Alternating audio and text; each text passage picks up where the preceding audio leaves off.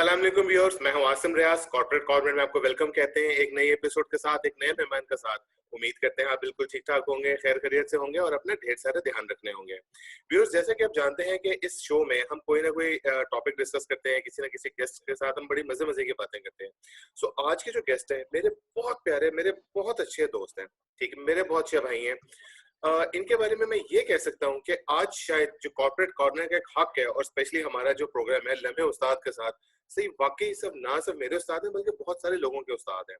उस्ताद सिर्फ वो नहीं होता जिसने आपको क्लासरूम के कल्चर में बैठ के कुछ पढ़ाना सिखाया हो। उस्ताद वो होता है जिसने आपको जिंदगी जीना सिखाई हो, जिसने आपको जिंदगी की हकीकतों से रूशनास कराया हो, आपको बहुत सारी चीजों के बारे में बताया हो जो कि आपकी डेली लाइफ से गुजरती हैं। इनके साथ जब भी हमारी डिस्कशन हुई, जब भी हमारी बात हुई, यकीन जानिए घंटों का पता ही नहीं चलता रहा किस किस्म की हमारी डिस्कशंस होती रही। आई एम श्योर आपकी भी इनसे मुलाकात होगी। बहुत मल्टी टैलेंटेड, बहुत डाइवर्स किस्म की पर्सनैलिटी हैं, बहुत सारी गपशप करेंगे। ये सिर्फ एक शो का आगाज है और मैं आपको यकीन दहानी दे सकता हूँ कि इनके साथ शायद हम 1 दर्जन से ज्यादा शोज करने वाले हैं इंशाल्लाह। So let's welcome Mukhtar Ahmad साहब विद अस। सर अस्सलाम वालेकुम। वालेकुम अस्सलाम। क्या हाल है आपका? आसिफ खैरियत रियाज से? ठीक साहब ठाक है? अल्हम्दुलिल्लाह, आखिरकार हमारी ऑनलाइन मुलाकात हो ही गई। Sir again thank you very much. आपके साथ कई दफा टाइप किया लेकिन अनफॉर्चुनेटली आपके साथ हमारी डिस्कशन स्टार्ट नहीं हो सकी। आपकी कुछ मसरूफियत थी, कुछ चीजें इस टाइप की चल रही थी कि हम टाइप नहीं कर सके। तो अगेन वेलकम करते हैं आपको शो में। सर सबसे पहले मैं आप अपना तारुफ खुद कराएं हमारे ऑडियंस को। आप इतना कुछ कर रहे हैं क्योंकि मैं शायद उसको ना प्रॉपर उसको जस्टिफाई ना कर सकूं, इस वजह से मैं आपसे कह रहा हूँ कि आप अपना तारुफ खुद करवाइए। जी thank you very much. First of all तो बहुत बहुत शुक्रिया सर कारपोरेट कॉर्नर का, जिन्होंने मुझे ये मौका दिया कि मैं बात कर सकूं। सर तारुफ छोटा सा ही है, मुख्तार अहमद नाम है मेरा और मैं मेहनत मजदूरी करता हूं। और मेहनत मजदूरी करने के जो भी छोटे छोटे काम हैं वो मैं सर्विसेज के वो करता हूं और कोशिश करता हूं कि मैं रिज़्क़ के हलाल कमाऊं और एक अच्छी ज़िंदगी गुजारने की पूरी पूरी कोशिश करूं। कामों में सर मैं हमारी लॉ फर्म है, लीगल मास्टर एंड कंपनी, उसमें मेरी लॉ सर्विसेज हैं। और इवेंट मैनेजमेंट कंपनी है, म्यूज़िक और फैशन इवेंट्स हम ऑर्गेनाइज करते हैं। और Pakistan events and fashion association है, जिसका मैं चेयरमैन हूँ। और साथ में कुछ छोटे मोटे टेलीविज़न के प्रोग्राम हैं, वो as a guest, as a cohost वो करता हूँ।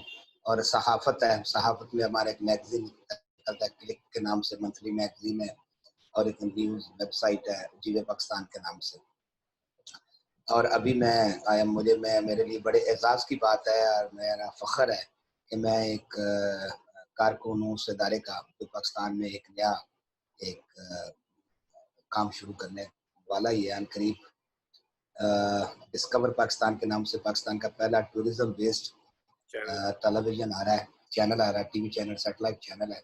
इंशाल्लाह आई होप के 14 अगस्त तक उसकी ओपनिंग है सर। तो उसमें भी मैं साथ एज अ टीम मेंबर काम कर रहा हूँ। तो उसमें हम इंशाल्लाह अपने पाकिस्तान की तमाम तर खूबसूरती, पाकिस्तान के इंटेलेक्चुअल्स और जितनी भी हमारी अच्छी चीज़ें हैं जो इस धरती पे हैं, वो इंशाल्लाह हम प्रेजेंट करेंगे अच्छे तरीके से।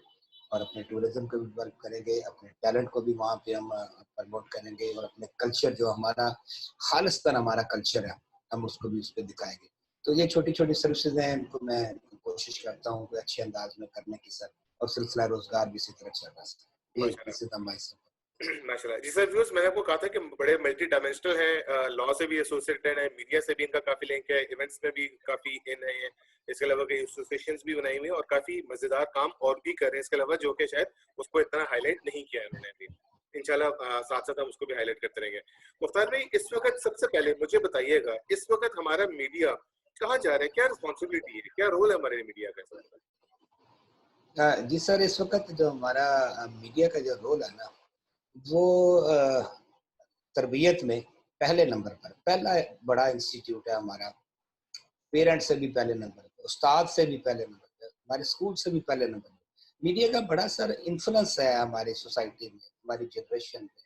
और जैसे हम तरबियत करेंगे उसी तरह के आगे हम जनरेशन को कह लें कि उसी तरह की देखेंगे।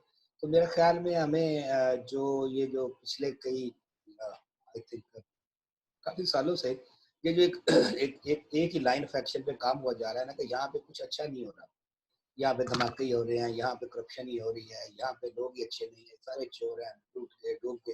इन चीज़ों से निकल के ना सर कुछ प्रोडक्टिव काम अब करने चाहिए, क्योंकि हमें अगर एजुकेट करना है माशरे को, तो ये हमारे पास बहुत बड़ा सोर्स है। ऑल दो हमारे जो बड़े चैनल्स हैं माशा, उन पर बड़े बड़े प्रोग्राम, अच्छे प्रोग्राम भी होते हैं, इंटरटेनमेंट भी अच्छी है, साथ में उनके एजुकेशनल प्रोग्राम भी होते हैं, सारी चीज़ें हैं।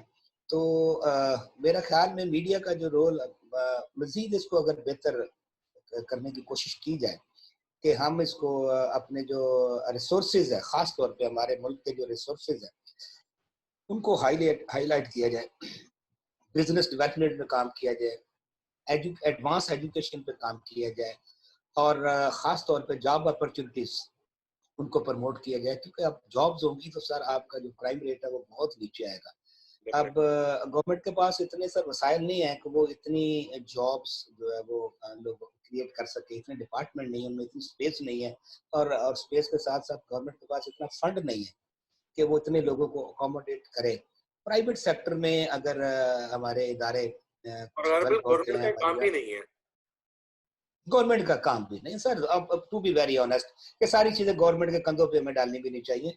ट्रू। तो एज अ सोसाइटी हमें ये देखना है कि हम इन चीजों को प्रमोट करें, और ये मेरा ख्याल है कि सर मीडिया इसमें बड़ा की रोल अदा कर सकता है, कि इस तरफ लोगों को मोटिवेट करे और बिजनेस अट्रैक्शंस दे। हमारे जो फॉरेन, हमारे जो पाकिस्तानी बड़े बिजनेसमैन बैठे हुए हैं, उनको कुछ कायल करे कि वो आके यहाँ पे पाकिस्तान में बड़ी इन्वेस्टमेंट्स करें, बड़ी इन्वेस्टमेंट करें छोटे शहरों में। अब हमारे यहाँ देखें ना सर, एक तो बड़ा हमने अनफॉर्चुनेट कि हमारे यहाँ टोटल सिटी कितने, 4, हर बंदे का रुझान लाहौर, इस्लामाबाद, पेशावर, कोयटा, पाकिस्तान खत्म। 22 करोड़ की आबादी है, इतना बड़ा मुल्क है, 4 सूबे हैं सर। छोटे शहरों में हमें इंडस्ट्री लगाने जाना चाहिए, ताकि वहाँ के मकामी लोगों को रोजगार मिले, और जो वहाँ पे जो सर फैक्ट्री या मिल कोई लगाएगा, कोई बिजनेस शुरू करेगा, उसको वहाँ से लेबर भी सस्ती पड़ेगी। अगर लेबर सस्ती होगी तो आपको प्रोडक्शन कॉस्ट आपकी कम आएगी। तो इस तरह से हमें थोड़ा सा, हमारा मीडिया जो है ना, इस तरह से कुछ कंपेन चलाए, और साथ इसके साथ साथ सर हमारा एक एक टिपिकल कल्चर है सर, जिसमें हम रहते हैं, माशरती जो हमारी मशरकी इकदार है, वो हमारी है under the shadow of Islam. हम मुसलमान हैं अल्हम्दुलिल्लाह। तो हमारे जो इस्लामिक जो हमारे पैरामीटर्स हैं, बाउंड्रीज हैं, विद इन लिमिट्स, हमें उनमें रह के तो हमें इस मुआशरे की तरबियत करनी है, कि वो बेलगाम नहीं हम छोड़ सकते थे। ट्रू। ये हमारे लिए बड़ा अनफॉर्चुनेट होगा कि हम जो पैरामीटर, जो ज़ाब्ता हयात अल्लाह ताला ने हमें कुरान की सूरत में दिया है, हमें उसकी पैरामीटर्स में रह के आगे बढ़ना है, और अपनी सोशल, मुआशी, समाजी जितनी भी हैं लाइफ के सेगमेंट, सबको उसी पैरामीटर्स के अंदर, बाउंड्रीज के अंदर सर रह के हमें गुजारना है। तो मेरा ख्याल है कि हमारा मीडिया अगर इस तरफ थोड़ा पॉजिटिव, प्रोडक्टिव इन चीज़ों को थोड़ा मोटिवेट करे, और लोगों को अपॉर्चुनिटीज दे, और जो बिजनेसमैन हैं उनको थोड़ा मोटिवेट करे, तो ऑब्वियसली के लोगों को जरूर बात ये अपील करेगी, उसके रिजल्ट बहुत अच्छे आए। सर, जिस तरीके से आपने इसकी इंपॉर्टेंस हाईलाइट की, आपने इसकी अफादियत बताया और आपने इसकी पेनिट्रेशन और इसकी रीच के बारे में बताया, और ना सिर्फ ये कि ये बताया कि कितना इंपॉर्टेंट है हमारे बिहेवियर को चेंज करने के, जैसे आपने कहा कि उस्ताद से भी इंपॉर्टेंट दिया जाता है। सर, अगला बड़ा इंपॉर्टेंट सवाल जो मेरे पास आता है, दैट इज, क्या हमारा मीडिया इतना प्रोफेशनल है? क्या हम लोग उसका हक अदा कर रहे हैं उस मीडिया का, कि हम वाकई एक चेंज लेके आ सकें? सर देखें, जब कोई भी तहरीक चलती है ना, तो कहीं ना कहीं से किसी न किसी कॉर्नर से आवाज उठती है, तो उसको फॉलो किया जाता है। देखा हमारे यहाँ जो बिजनेस स्टाइल है ना सर, वो उसकी एक वजह यह है कि हमारे यहाँ 2-3 चीज़ों की कमी है सर। हमारे यहाँ कोई मैं बार बार ये बात रिपीट करता हूँ, लेकिन मुझे करनी पड़ती है, कि हमारे यहाँ कोई पर्सनालिटी ग्रूमिंग का कॉन्सेप्ट नहीं है। हमारे यहाँ बिजनेस कंसल्टेंसी का कोई हमारे यहाँ रिवाज नहीं है। तो सो दैट्स वाई हम देखते हैं कि एक बंदे ने फलां बिजनेस लगाया और उसने बहुत पैसा कमा लिया, रियल एस्टेट में गए तो पूरी दुनिया रियल एस्टेट के पीछे लगी, टीवी चैनल्स खुलने शुरू हुए तो एक लाइन ही लगी टीवी चैनल्स की, एक ही तरह के सेगमेंट्स, उसके बाद अब जिस जिस बिजनेस में पेट्रोल पंप्स में जाए तो लाइन लग जाती है, सीएनजी को हम सीएनजी स्टेशन खोलते हैं तो उनकी लाइन लग जाती है। हमारे यहाँ बिजनेस कंसल्टेंसी का कोई रिवाज नहीं है। तो हमें कुछ कारोबार से पहले ये ना देखें कि ये फलां बंदे ने ये कारोबार किया और उसने बड़ी उसमें पैसा कमा लिया, बहुत तरक्की की, ये ठीक नहीं। बिजनेस की फिजिबिलिटी बनाएं, उसके उसको समझें, अपने मिजाज को देखें, अपनी इन्वेस्टमेंट को देखें, ग्राउंड रियलिटीज को देखें, मौसम को देखें, शहर को देखें, वहाँ की कम्युनिटी को देखें। देन फिर आप डिसाइड करें कि आपको कौन सा बिजनेस करना है, और प्रॉपर एक बिजनेस को एक बिजनेस के पैरामीटर्स के अंदर रह के करें, ताकि ये बिजनेस आपका चलेगा तो कई खानदानों के चूल्हे भी चलेंगे। तो हमें, मेरे ख्याल में कि जल्द ही अब लोगों सर देखें, सीधी सी बात है, मैं तो कहता हूँ आजकल जो पावर्स है ना, वो सबसे बड़ी पावर्स वो सोशल मीडिया। सोशल मीडिया के बाद इलेक्ट्रॉनिक मीडिया और उसके बाद आपका print media. So that's why हर बंदे ने अपने हिसाब से, अपने सोच, अपने दिमाग, अपने विजन के हिसाब से उसके ऊपर रिसर्च का सोर्स है।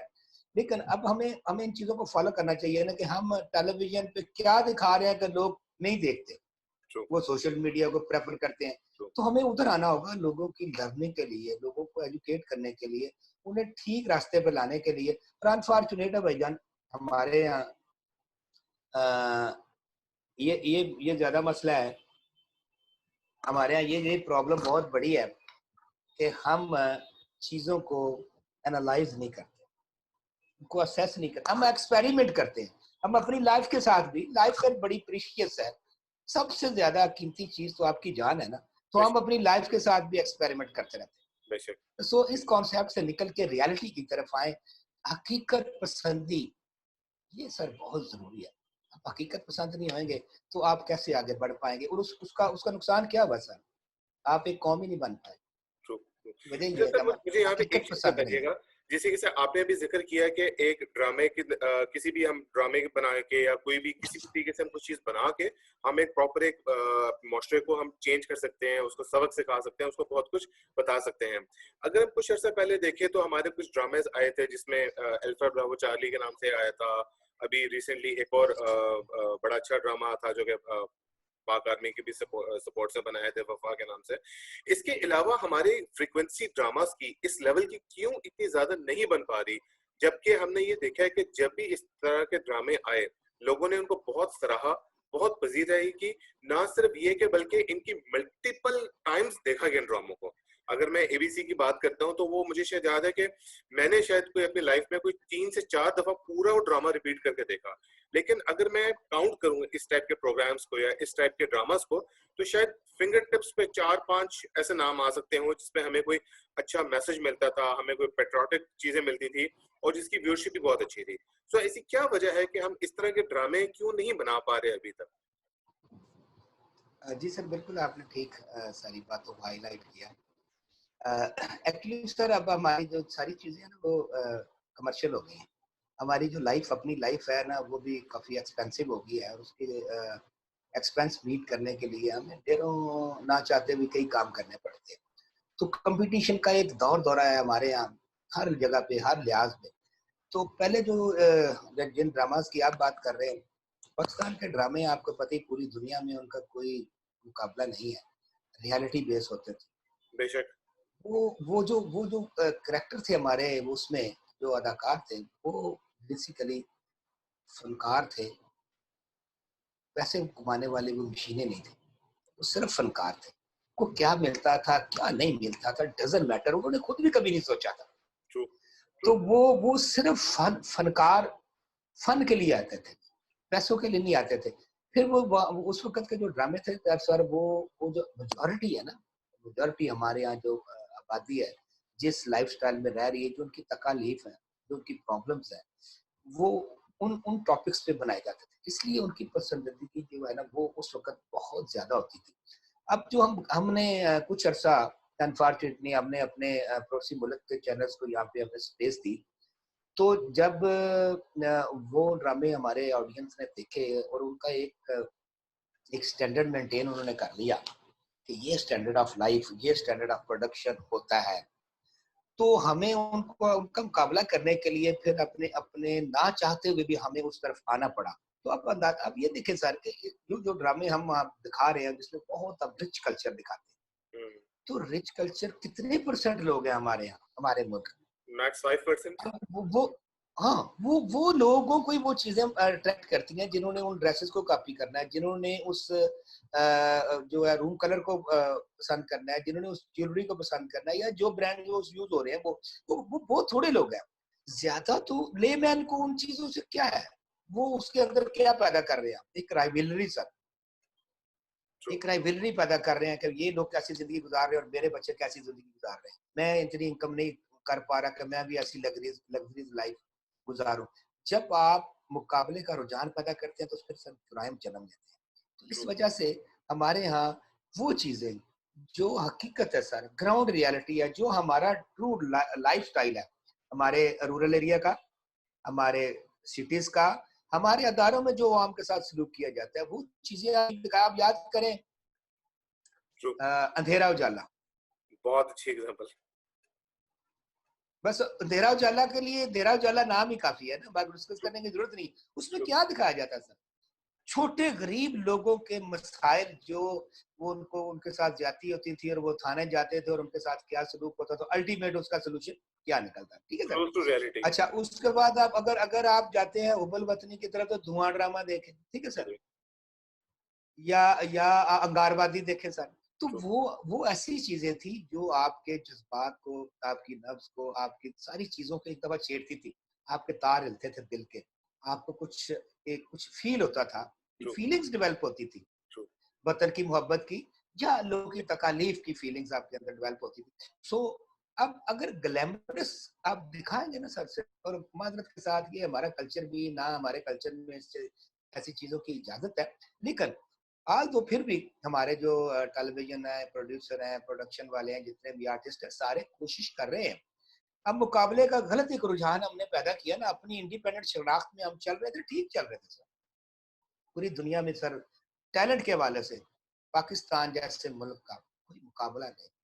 आई चैलेंज किसी भी प्लेटफॉर्म में, खा वो फिल्म अदाकारी है, खा वो टीवी अदाकारी है, खा वो मौसीकी है, खा वो क्लासिकल मौसीकी है, खा वो आज़ा की शायरी है, कोई भी चीज है, पाकिस्तान में नेचुरल टैलेंट इतना ज्यादा है जिसका कोई मुकाबला नहीं। अब आप उसको प्लेटफॉर्म देंगे कि वो अपना टैलेंट कहाँ पे पेश करे, उसको फैसिलिटेट करें। गवर्नमेंट के लिए तो ये बस की बात ही नहीं है। गवर्नमेंट ने ना इसको ओन किया, ना गवर्नमेंट ने इसको ओन करना है। तो जो हमारे प्राइवेट सेक्टर में जो इदारे हैं वो कम से कम थोड़े इंस्टीट्यूशनल बन जाए। इसके कुछ पैरामीटर्स, इसके कुछ कुछ कुछ ऐसे बना ले, कुछ इसकी पता चले, कुछ senior, junior, qualified, non qualified, इस तरह का कुछ ना कुछ इसको इंस्टीट्यूशनल कर ले। आप म्यूजिक के कुछ इंस्टीट्यूट बना ले, आप डांस के इंस्टीट्यूट बना ले, लेकिन उनके ऊपर कोई मॉनिटरिंग बॉडी हो, कोई ऐसा इदारा हो, बेशक प्राइवेट ही हो, जो उनको डिग्रियां या डिप्लोमा इस तरह के इशू करे कम से कम। तो कुछ थोड़ा सा आप कुछ बेहतर रिजल्ट्स भी गेन कर पाएंगे। फिर उनके लिए जॉब अपॉर्चुनिटीज, कुछ को गवर्नमेंट, कुछ डिपार्टमेंट में कोटा होना चाहिए। एक हमारे एक बड़ा एक और बहुत बड़ा अनफॉर्चुनेट है, बड़ा दुख होता है कि हमारे यहाँ एक ट्रांसजेंडर जो एक बहुत तादाद है, बहुत ज्यादा सर। अब उनके जो सोर्स थे इनकम के वो तो बंद हो चुके हुए।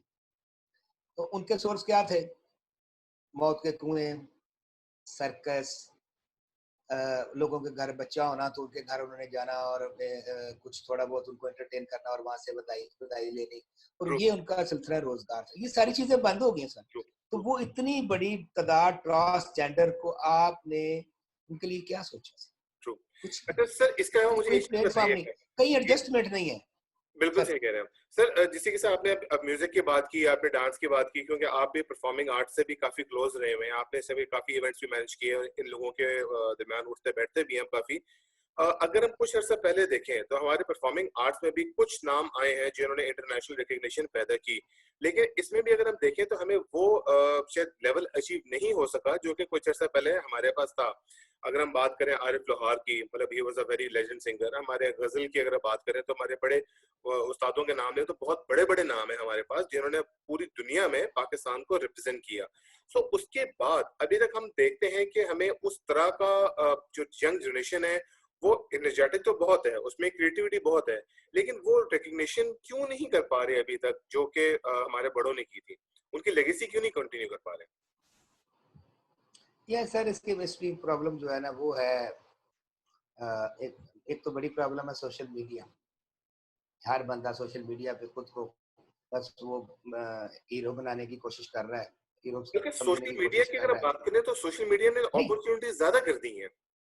वो मैं बताता हूँ आपको, वो बजाय के इसमें जो प्रॉब्लम है ना सर, प्रॉब्लम ये है उसको उसको अगर किसी उस्ताद की बजाय उसने सोशल मीडिया को अपना उस्ताद रखा, यहाँ से उसने ट्रैक उठाया और गाने शुरू कर दिया। सर गाना एक बड़ा एक कह ले कि ये इसको जैसे आप कहते हैं ना ये रूह की ग़िज़ा है मौसीकी, ये रूह की ग़िज़ा नहीं है सिर्फ, ये बल्कि प्रॉपर एक ग़िज़ा है, ठीक है ना? तो ये आपको सिंगिंग के लिए प्रॉपर एक गाइडलाइन, एक उस्ताद चाहिए और मेरे ख्याल में सिंगर वो है जिसको सारे इंस्ट्रूमेंट भी बजाने आते हो, खुद से भी। तो यहाँ से ट्रैक उठा के और उनको आप वहाँ पे जहाँ पे इवेंट्स पे जहाँ भी लगा के उसने लैपटॉप वगैरह में और आप सिंगिंग करते हैं तो मेरे ख्याल में ये सिंगिंग नहीं है। सिंगिंग के लिए उस्ताद की ज़रूरत है। बेशक रियाज की बेसिक्स जरूरत है, जो है ना मेहनत की सिंगिंग के, जरूरत है। उनका उनका सीखना बेसिक चीज़ों का सीखना बहुत ज़रूरी है और वो एक उस्ताद ही सिखा सकता है, सोशल मीडिया नहीं सिखा। सोशल मीडिया का रोल आप ऑलवेज़ सर इसका आप एक हेल्पिंग रोल ज़रूर समझ सकते हैं कि ये आपको गाइड कर सकता है, आपको हेल्प कर सकता है, सर्च में आपकी हेल्प कर सकता है, आपकी ग्रूमिंग में आपकी हेल्प कर सकता है, आपके कंटेंट्स डेवलप हो सकते हैं। लेकिन कोई भी चीज़, कोई भी आर्ट, कोई भी स्किल, कोई भी फन सीखने के लिए आपको प्रॉपर कोई एकेडमी या कोई उस्ताद उसकी ज़रूरत होगी, तब तक आप उसकी बेस बेशक क्योंकि इसने इस एक और बड़ा ड्रॉबैक है ना सर, वो ये है कि इसने आपकी अखलाकी तरबियत नहीं करनी। ट्रू अखलाकी तरबियत उस्ताद नहीं करनी। ट्रू तो जो जब तक इखलाकी तरबियत नहीं होगी, आप एक अच्छे इंसान नहीं होगे, तो अच्छे फनकार भी नहीं होगे। True true true sir, in fact अगला क्वेश्चन भी मेरा यही था कि आप इस वक्त माशाल्लाह पीफा के चेयरमैन भी हैं जिसमें एंटरटेनमेंट वाला भी आती है। तो अगर हम इस वक्त की बात करें, हमारी एंटरटेनमेंट इंडस्ट्री किस तरफ जा रही है? अगर हम बात करें एंटरटेनमेंट की हमारे कल्चर के हिसाब से, तो मोइन अख्तर, बुशरा अंसारी और इस टाइप के बड़े अच्छे अच्छे नाम थे जो कि बड़ा हम लाइक महसूस हुआ करते थे। लेकिन आजकल की जो एंटरटेनमेंट है, हम किस किस तरफ लेके जा रही है हमें? हाँ जी सर, माशाल्लाह आपने बड़े खूबसूरत नाम लिए हमारे फन के, ये बहुत बड़े नाम है। एंटरटेनमेंट के सर अब काफ़ी सारी चीज़ें लोगों की, बेसिकली लोगों का टेस्ट कुछ चेंज हो गया, कुछ लोगों की एक्सपेक्टेशंस चेंज हो गई हैं। हमारे यहाँ सर जो है ना, अनफॉर्चुनेट ये हुआ मुआशरे की कोई अखलाकी तरबियत की कोई दरसगाह नहीं है हमारे, कोई है ही नहीं। तो डिजास्टर जब होता है ना सर अखलाकियात का, तो चीजें सारी बेलगाम हो जाती हैं। पीछे कुछ नहीं रहता। फिर कुछ कुछ कुछ ज्यादती, कुछ चीजों की ज्यादती भी जो है ना, वो भी चीजों को टेस्टलेस कर देती है। ट्रू तो फनकार हमारे यहाँ अब भी फनकार बे है, पूरा मुल्क सर फनकारों का है। ट्रू सब हम सब फनकार हैं सर। अल्लाह ताला ने ये खिता बड़ा माला माल किया बस। बेशक इसकी आप इसकी आप जमीनों के अंदर जाएं तो आपको खजाने मिलेंगे, आप जमीन के ऊपर आए तो आपको खजाने मिलेंगे, आप पहाड़ों पे जाएं तो खजाने ही खजाने हैं, आप फिजा में जाएं तो खजाने खजाने। ये खिता गॉड गिफ्टेड है, स्पेशल अल्लाह ताला ने इसको एक बनाया और यहाँ के लोग भी इसी तरह अल्लाह ताला ने बड़े माशाल्लाह इंटेलेक्चुअल्स पैदा किए हुए हैं और मल्टी टैलेंटेड लोग पैदा किए हुए हैं। बात यह है कि हमें हमें ना हमारी सिमत ठीक नहीं, सिमत दुरुस्त नहीं सर। अब जो भी काम करते हैं ना, उस पे हम प्रॉपर, हमारे लिए हमारे ना तो कोई गाइडलाइन ना कोई वर्किंग करते हैं, तो इस वजह से थोड़ा सा डी ट्रैक हुए हुए हैं। तो आई होप कि इंशाल्लाह मैं भी ट्राई करूंगा, आप भी ट्राई करेंगे, जितनी हमारी औकात बसात है कि हम लोगों को ट्रैक पे ला के तो तमाम तर चीजें।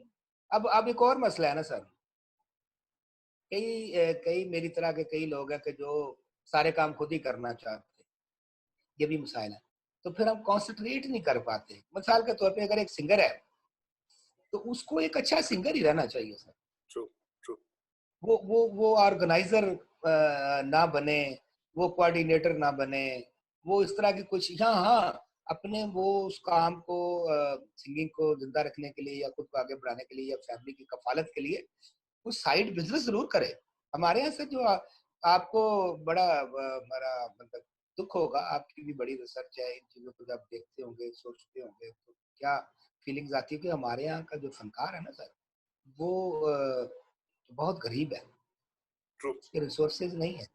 वेरी ट्रू, हमारे यहाँ फन में इतना पैसा नहीं है सर। ट्रू, वो ही सिर्फ सरवाइव कर रहा है जो साथ में छोटी मोटी मजदूरी कर रहा है, छोटे ट्रू, मोटे काम कर रहा है। ट्रू, ट्रू, अभी मैं कल ही देख रहा था, हमारे एक बड़े बहुत अच्छे हमारे फनकार हैं, कॉमेडियन है, उन्होंने अ, छोड़ दिया फन को। उन्होंने कहा जी मैंने पहले से पैसे लगा के बहुत खिदमत की है लेकिन इस फन ने मुझे पे नहीं किया, मेरे तो बच्चे भूखे मर रहे हैं, लिहाजा मैं तो इसको छोड़ने का ऐलान करता हूँ। मेहनत मजदूरी उन्होंने स्टार्ट भी कर दी और जो की उसका भी उन्होंने साथ बताया, वीडियो भी अपनी शेयर की।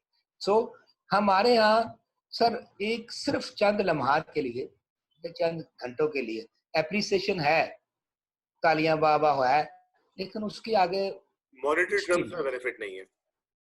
कुछ है ही नहीं। ट्रू, आर्टिस्ट के लिए सर देखे ना, ये आप अब देखें, कोविड-19 को देख लें, एंटरटेनमेंट बंद है जब से ये कोविड-19 आया। जी, बाकी कुछ ना कुछ एसओपीज के साथ काम काम खुले हुए हैं। और क्या इनके बारे में कुछ सोचता है? तो गवर्नमेंट सोचती है ट्रू, कि ये बेचारे कहाँ से खा रहे होंगे, इनके बच्चे भूखे तो नहीं मर रहे, ट्रू, इनको इनकी कोई, हालांकि हालांकि गवर्नमेंट को कोई प्रॉब्लम नहीं है, गवर्नमेंट यहाँ से सबसे ज्यादा रेवेन्यू भी यहीं से लेती है, एंटरटेनमेंट से। ट्रू, गवर्नमेंट को चाहिए था इनको स्पेशल फैसिलिटेट करती, जितने कोई मुश्किल नहीं था। फर्ज करें अगर हमारे यहाँ लाहौर में कोई 8-10 सिनेमे है तो 5-7 हमारे वो होंगे, थिएटर होंगे, तो वहां से उनके एम्प्लॉइज या आर्टिस्टों को काउंटिंग करना कोई मुश्किल नहीं होता था। कोई 100-200 बन जाएंगे, 300 बन जाएंगे, गवर्नमेंट को क्या फर्क पड़ना था। 2-4-500 लोगों को एक special allowance, entertainers special allowance अगर उनको अवार्ड कर देती गवर्नमेंट, तो वो भी, उनकी भी इज्जत नफ्स बहाल रहती और वो भी अपना जो है ना, आज वो अपने पेट से कपड़ा उठा के गलियों में या सड़कों में ना एहतजाज ना कर रहे होते। तो कितनी शर्म और दुख वाली बात है। और एज ए सोसाइटी भी हम भी बड़े बेहिस है कि हम उन स्टार के साथ तस्वीरें और सेल्फियां बनाना तो हमारे लिए बड़ा फख्र होता है, लेकिन हमने कभी किसी का जाके बेल नहीं बजा के पूछा कि भाई आपका थिएटर या सिनेमा या आपकी सिंगिंग बंद है, आपके बच्चों ने या आपने खाना खाया, कोई तकलीफ प्रॉब्लम चली है, इवन किसी को कॉल तक भी नहीं की होगी। तो बिल्कुल, इसी का ये आलम है सर।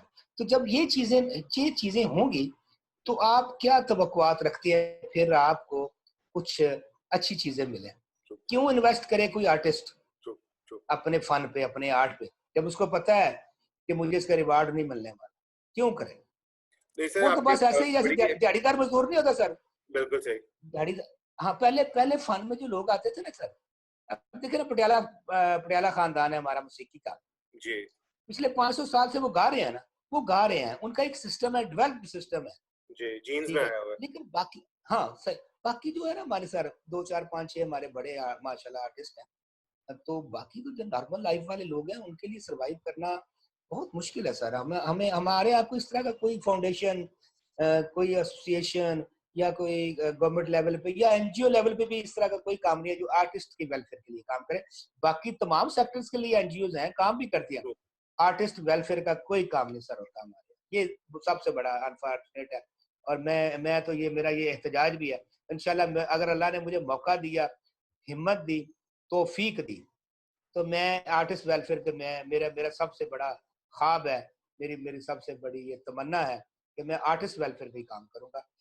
लेकिन चूंकि ये माली मुआवनत का काम है और मैं लोगों की जेबों की तरफ नहीं देखता, अल्लाह ताला मुझे जब पैसे देगा तो मैं अपने पल्ले से ही आमीन, इंशाल्लाह इंशाल्लाह। अपने दोस्तों के साथ, अपनी टीम के साथ, जिनके साथ मैं पहले से काम कर रहा हूँ, उनके साथ मिलकर इस पे जरूर काम करूंगा इंशाल्लाह। इंशाल्लाह। नहीं सर, अब बड़ा अच्छा आपने पॉइंट हाईलाइट किया है, क्योंकि वाकई एक ऐसी चीज है जिसपे शायद आम लोगों की इस एंगल से लोग नहीं सोचते या उनकी नजर इस एंगल से नहीं जाती। बड़ा अच्छा आपने इसमें हाईलाइट किया और हम आपके साथ हैं। आप कोई भी इनिशिएटिव लेते हैं, we are always there to support you. Sir मुझे थैंक यू। फीफा के मुझे पता है आप चेयरमैन भी हैं, आपने उसके प्लेटफॉर्म के अगेंस्ट कई वो रूल्स एंड रेगुलेशंस बनाई, वो इंशाल्लाह हम किसी और प्रोग्राम में आपके साथ बड़ी डिटेल में डिस्कस करेंगे। मुझे इस वक्त एक छोटी सी चीज बताइएगा कि हमारा जो यंग टैलेंट है, हमारे यंगस्टर्स हैं, जिससे से हमने शुरू में भी बात की कि हमारे पास प्रॉपर एक एकेडमी नहीं है, हमारे पास कोई इंस्टीट्यूशन ऐसा नहीं है जो कि उनको डेवलप करे। और अगर कोई उस्ताद आपको मिल जाता है या कोई लोग, आप लकी इनफ हैं कि आपको कोई इस टाइप की सपोर्ट मिल जाती है, आपको टेक्निकल सपोर्ट मिल जाती है, लेकिन एक पूरा पैकेज के जिस तरीके से मोरालिटी और बाकी सारी चीजें उसके साथ एम्बेड करनी हो, वो करना मुश्किल है। सो यंग टैलेंट को आप प्रमोट होते हुए कैसा देखते हैं? आप क्या फील करते हैं कि यंग टैलेंट अभी भी, जो कि हमारा बहुत बड़ा इस वक्त एक चंक है और हमारा आने वाले फ्यूचर है गालिबन, सो इसको हम कैसे मजीद बेहतर कर सकते हैं, उसको मजीद कैसे अपने साथ फाइन ट्यून कर सकते हैं ताकि कल को हमारे लिए एसेट बने? ये इस तरह अल्हम्दुलिल्लाह हमें ये भी एजाज़ हासिल है कि दुनिया में सबसे ज़्यादा जो यंगस्टर वो पाकिस्तान में है और हमारी यूथ की तादाद सबसे ज़्यादा है दुनिया में। बेशक और ऑब्वियसली के कौमों के जो फ्यूचर होता है वो यूथ पे डिपेंड करता है और हम रिलाय करते हैं अपनी यूथ पे। हमारी यूथ सर देखें ना, तालीम जो हमारी तालीम के मैदान में ऑब्वियसली आप इससे इनकार नहीं कर सकते कि बहुत ज़्यादा अचीवमेंट्स हैं हमारे बच्चों कोई की। शक नहीं। हमारी तालीम की तरफ इनकी तवज्जो और इनकी जो गेनिंग्स हैं वो बहुत एब्सोल्यूट है, एब्सोल्यूट है, ठीक है बेशक ना? ये इस पे ये आप अब थोड़ा सा ड्रॉबैक ये है कि हम जो पेरेंट्स हैं ना सर, हम अपनी बात करते हैं ना, हमारी क्या गलतियां हैं? हमारी गलती ये है सबसे बड़ी सर कि हमने खुद को इतना मसरूफ किया है कि हम अपनी बच्चों पे नजर नहीं रख पा रहे कि वो ट्रू क्या कर। ट्रू बच्चे तो बच्चे हैं ना सर, ट्रू ट्रू तो वो क्या ठीक है क्या नहीं ठीक, ट्रू ये तो पेरेंट्स को बताना है। ट्रू तो हमारे पास इतना टाइम नहीं, ना है भी है तो हमारी अपनी इतनी ज्यादा मसरूफियात है कि कमिटमेंट हम बहुत उनको ज्यादा है। प्रायोरिटी देते, अपनी औलाद को प्रायोरिटी नहीं दे रहे कि हम उनको, अपने बच्चों को किसने बताना है? ट्रू मैंने how to live in the society, एक अच्छे इंसान की तरह आपने मुआशरे में कैसे रहना है, वो मेरी जिम्मेदारी में है सर। ट्रू हम मैं खुद को जिम्मेदार नहीं ठहराता सर। हम कहते हैं जी वो अगली नस्ल को ऐसे हो गया, टीवी ने खराब कर दिया, गवर्नमेंट ने खराब कर दिया, इदारों ने खराब कर दिया, उसके इंस्टीट्यूट ने खराब कर दिया, उसके क्लास फेलोज ने खराब कर दिया, यही इल्जाम है ना सर। जी कभी मैंने ये सोचा कि मैंने अपने बच्चों को खराब कर दी? ट्रू। हम मैंने सोच किया, सकते हैं। मैंने किया सर। जिसने उसकी रखवाली नहीं की, जिसने उसकी तरबियत नहीं की, जिसकी उसकी अखलाकी तरबियत नहीं की सर, मैंने उसको सिर्फ फैसिलिटेट किया कि ये फैसिलिटेशन इसको करता जो, मुझे ना कुछ के, मुझे ना पूछे, मुझे तंग ना करे, ट्रू उसको सहूलतें देता गया, लेकिन वो सहूलतें उसके उसके मिजाज में बिगाड़ पैदा कर, ट्रू उसकी तरबियत में बिगाड़ पैदा कर दिया। वेरी उसने प्राइवेट आपको हमारी जो एजुकेशन सिस्टम है वहां पे जब स्टार के साथ उसकी मार्किंग आती है, आपको बहुत क्या ब्रिलियंट बच्चा है, लेकिन ये नहीं पता आपको कि इखलाकी तौर पे उसकी डीलिंग्स क्या है। आप देखें सर, पेरेंट्स के बाद दूसरे नंबर पे सिला रहमी है, आपके बेशक रिश्तेदारों के साथ रवाबित, उनके साथ डीलिंग क्या है आपको पता ही नहीं। ट्रू क्यों? क्योंकि आप खुद नहीं अपने रिश्तेदारों से आप मिलते, आपके पास टाइम ही नहीं है, ट्रू आप नहीं मिल रहे, तो ऑब्वियसली बच्चों के तो जन्म से ये चीजें खत्म हो गई ना सर। उनसे हम एक्सपेक्ट नहीं कर सकते ये वो ये जो करें। कमिंग कमिंग कमिंग नेशन जो है ना सर हमारी, ट्रू इसके बाद रिश्तों के नाम भी ये भूल जाएंगे कोई रिश्ता होता भी है कि नहीं। बिल्कुल सही कह रहे हैं। वेरी ट्रू तो वेरी ट्रू। हमने हमने रिश्तों के तकद्दस को किसने खराब किया सर? हमने, पेरेंट्स ने। बिल्कुल सही। क्यों नहीं वो हमने वही नामों से उनको पुकारने का बच्चों को एक तरबियत दी कि ये फलां रिश्ता है, ये फलां रिश्ता है, कराबतदारी क्यों हमने दूरी की? हम क्यों फैमिली सिस्टम से बाहर निकल गए सर? ट्रू क्यों जॉइंट फैमिली सिस्टम से बाहर निकल गए? ट्रू। ठीक है ना सर? ये गर्मियों और सर्दियों की छुट्टियों में क्यों नहीं हम अपने रिश्तेदारों के घर बच्चों को लेके गए? बहुत वाई? एक्टिविटी हुआ करती थी कि हम लोगों ने अपने कजन्स वगैरह से मिलना है ये और बेड़ा गर्क पेरेंट्स ने किया, जनरेशन का कोई कसूर नहीं। ट्रू आज भी सर आप जनरेशन को गाइडलाइन दें, उनको एक कुछ उनके पैरामीटर्स बना दें, उनको इखलाकी तरबियत दें, वो आज भी आपके साथ ही खड़ी होगी। लेकिन अनफॉर्चुनेटली हमारे पास पेरेंट्स के पास टाइम नहीं। Very true. हमारे टैलेंट सर, टैलेंट की तो बात ही ना करें सर। पाकिस्तान के टैलेंट, बेशक बेशक। ये अल्लाह ताला की करम नवाजी है यहाँ। सर कोई शक नहीं है इसमें, कोई शक नहीं। सर हमारी यूथ को कोई मैसेज देना चाहेंगे आप? हाँ जी बिल्कुल जरूर इंशाल्लाह। मैं हमारी जो एसोसिएशन है sir, Pakistan events and fashion association, उसका पैगाम है मोहब्बत सबके लिए।